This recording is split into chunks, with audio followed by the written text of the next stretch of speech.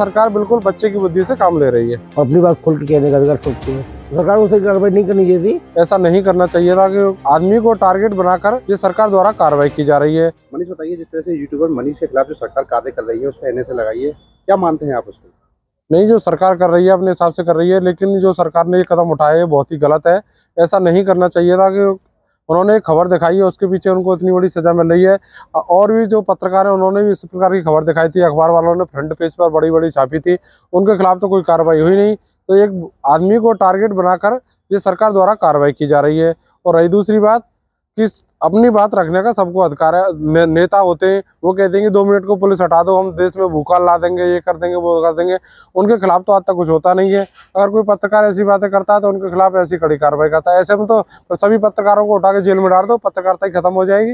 NSA कार्रवाई जो की है राजद्रोह की, उसको कितना गलत उचित मानते हैं आप? बिल्कुल, जो सरकार कर रही है बिल्कुल सरासर जो कहते हैं ना बदला लेने के लिए करते हैं, वही सरकार कर रही है। सरकार बिल्कुल बच्चे की बुद्धि से काम ले रही है।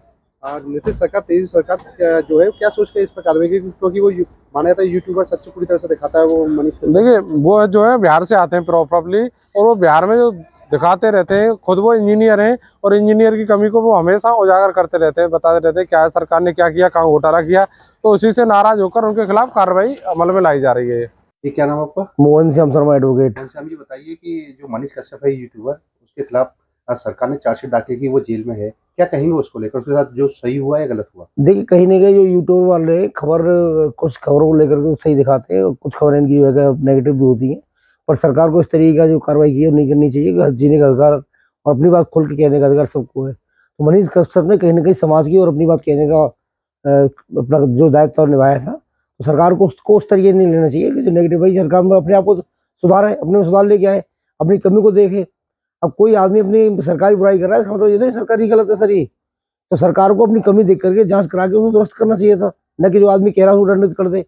घर का बच्चा अगर मान लीजिए गाली देता है तो उसको मारते नहीं देते हैं। तो सरकार के लिए हम नागरिक, उसको सरकार का नागरिक है वो, तो सरकार को उसकी कार्रवाई नहीं करनी चाहिए थी। अब उस पर तमिलनाडु सरकार ने एनएसए लगा दी, कितना सही मानते हैं आप? देखिए, एनएसए ही नहीं, उनको जेल डालना भी सरकार के लिए गलत था। सरकार को उसको जेल नहीं भेजना चाहिए और न ही कोई वैधानिक कार्रवाई करनी चाहिए थी। सरकार इतना के यूट्यूबर है, उसने कोई यूट्यूब पर खबर डाल दी, उसको अनवेटेड कर देती, ब्लॉक करा देती, बात खत्म हो जाता।